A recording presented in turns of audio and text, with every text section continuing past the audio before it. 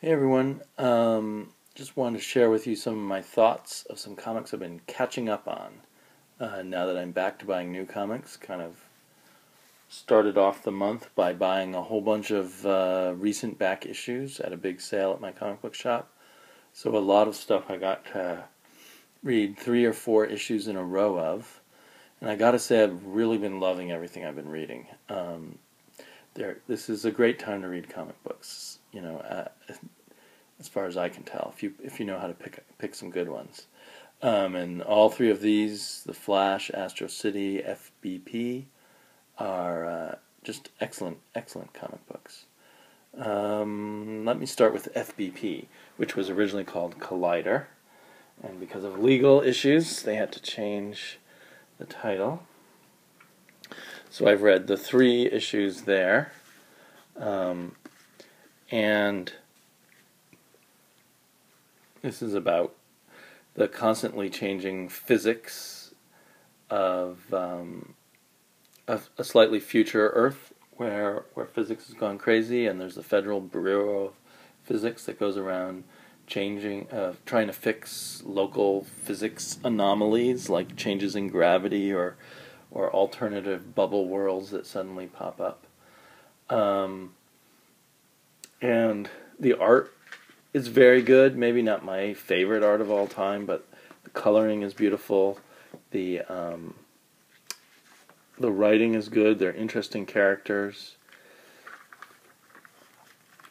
and with a lot of room for growth at the same time. And especially by issue 3, we start seeing the really cool ideas, like they're inside this bubble world and things are soft. A truck is hitting the guy and it just goes right through him. And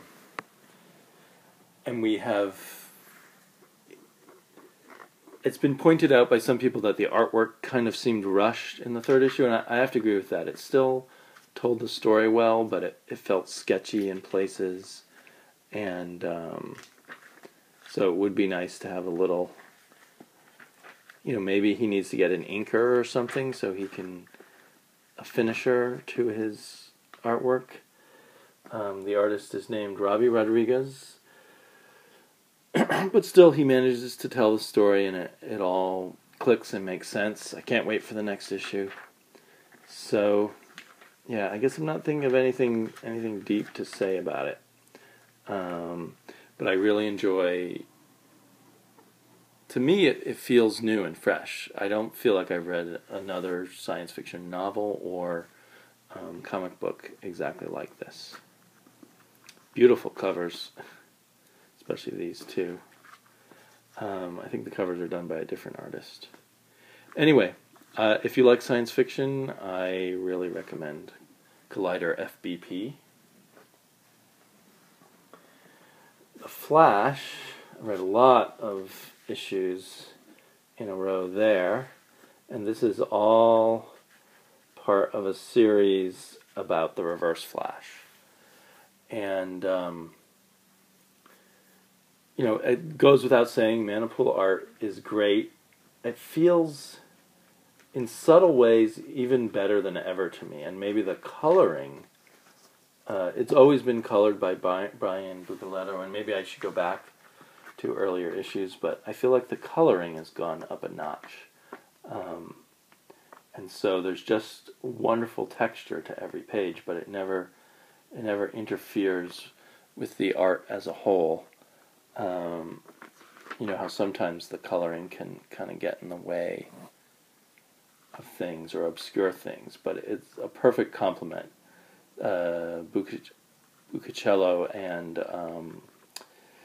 and Francis Manipool are just a wonderful team, and I know they're leaving the Flash soon, and I can't wait to see what they will work on next. They have another project unannounced yet at DC, so that I'll follow them wherever they go.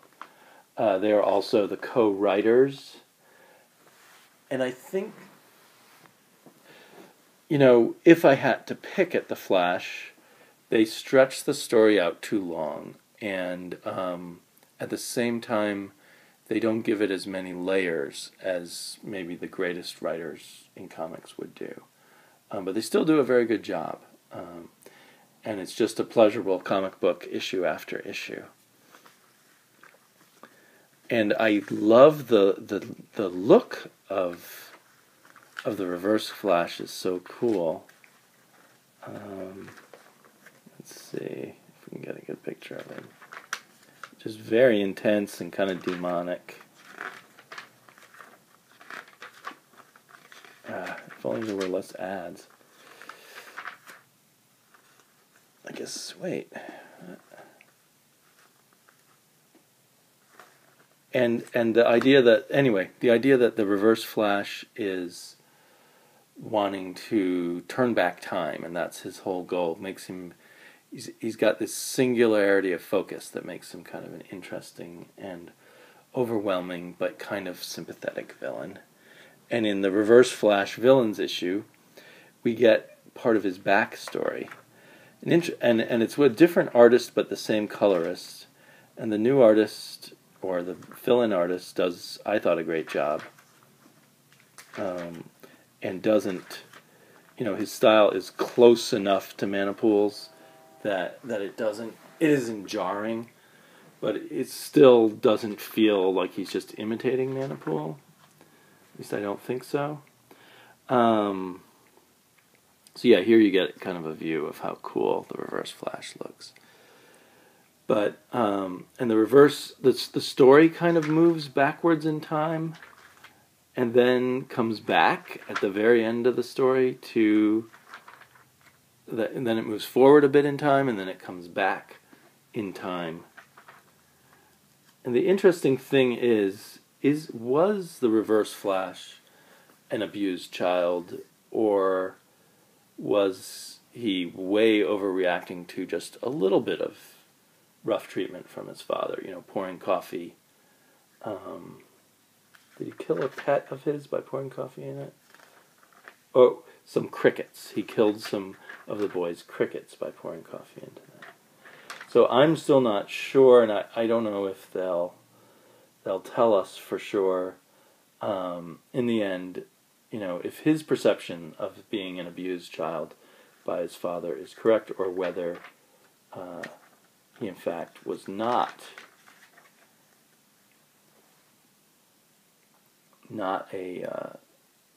actually abused, but kind of a deluded child in a way. And maybe it just makes him an interesting character to me.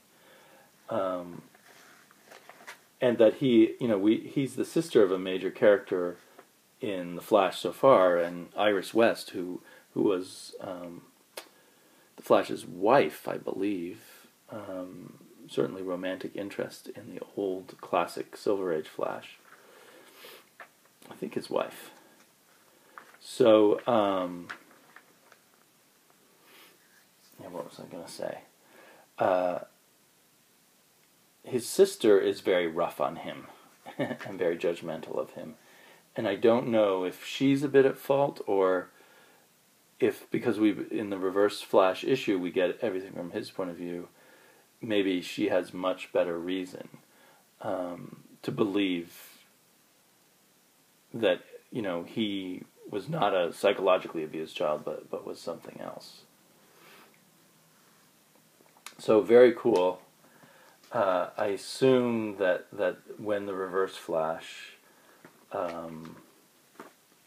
series ends, or storyline ends, that will be the end of these creators on the Flash. But very satisfying stuff. Also very satisfying and masterfully written, to my mind, is Astro City. This is the most recent issue. All the covers are by Alex Ross. And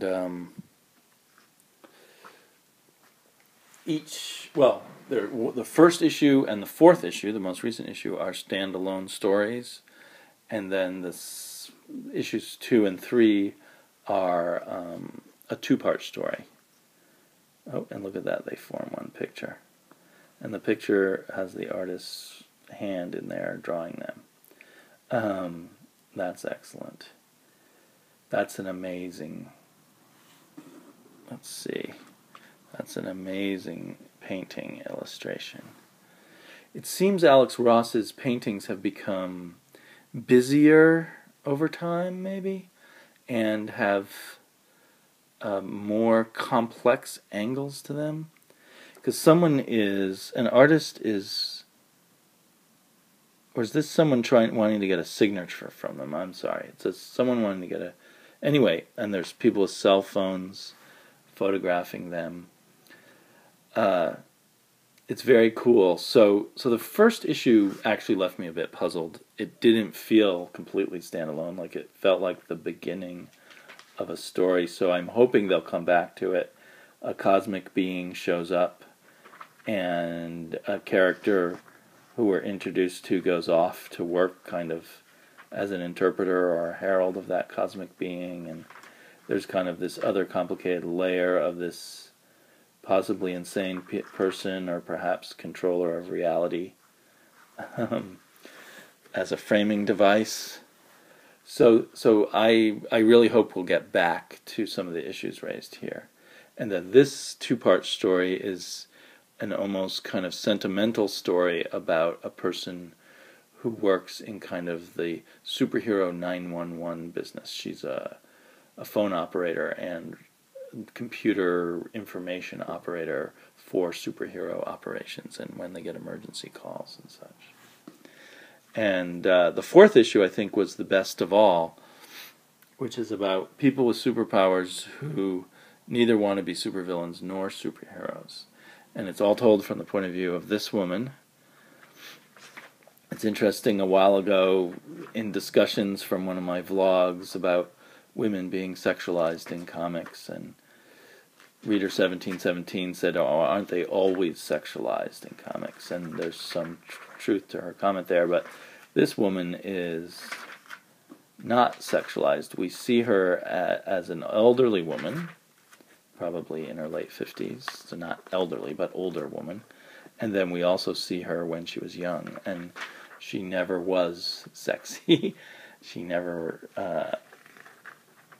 is ever portrayed as anything, close to a sexualized character. So it's just interesting that they just have this feel and take, or Kurt Busiek does. And there's a bit of a throwback feeling to Brent Anderson's art, but I really enjoy it.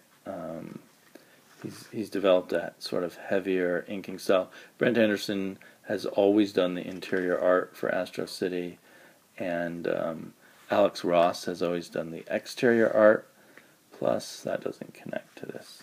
No. But again, a kind of image from Alex Ross. Alex Ross has always done the covers, and he's done a lot of the design work of all the superheroes in Astro City, because there are endless numbers of superheroes in Astro City, or in the Astro City comics. And Ross obviously loves designing superheroes and characters and such, and does a great job of it. So anyway, just all around excellent stuff. If you're not reading Astro City, I think you can just pick it up with any, or just about any issue, and drop in on it, or dig up the old issues if you need to, if you desire, because they're all great. But this one was all done. I don't know if we'll ever even see these characters again. And that's that in one issue they create a rich inner world and layers and stuff for a character, and then they move on and they go and do something else.